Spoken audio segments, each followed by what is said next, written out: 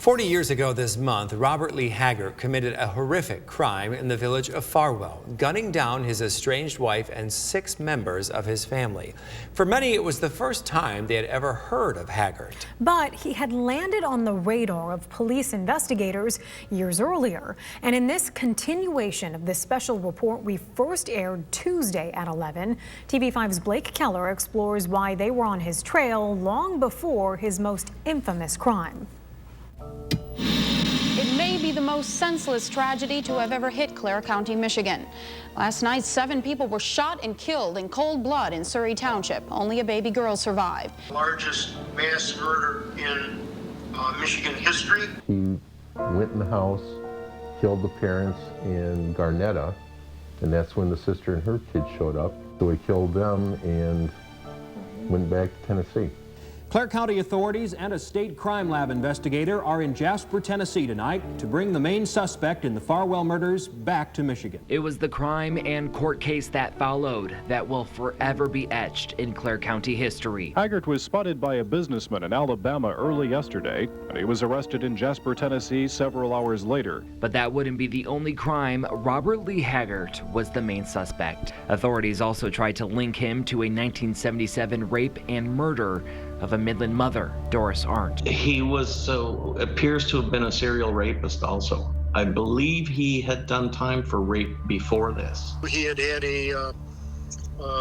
literally a statutory rape charge in Isabella County, for which he eventually did prison time. We made a Freedom of Information Act request to see Haggart's files. They show conversations from 1981 about that 1977 Arndt case between detectives and Garnetta, Haggart's soon-to-be ex-wife. The detective sergeant asks her about the disappearance of Arndt in 1977, seen at the Western Bar before disappearing sometime during the night. Bob Haggart was seen with Arndt and is one person being investigated.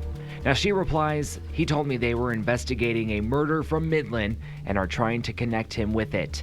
The Arndt case went cold until 2009.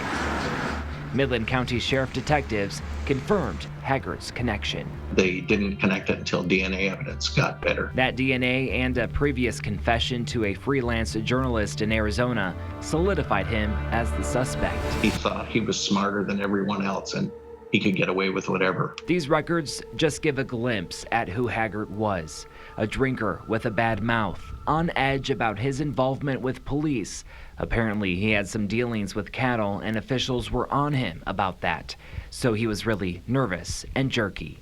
And I discovered that L.J. Schmuck had hired Haggart to do auctioneering for him.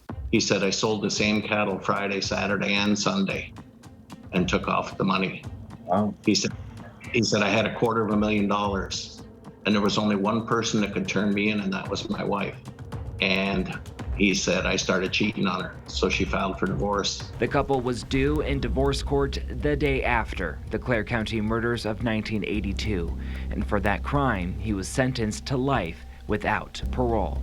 No, he got what he deserved. When he came to me and told me that he was dying of hepatitis C, I said, "You know, Bobby, maybe coming to prison wasn't necessarily your punishment. Maybe this is going to be." And he said, "Yeah, you're probably right." In Clare County, I'm Blake Keller reporting, WNEMTV5. And you can find part 1 in this series on our website, WNEM.com.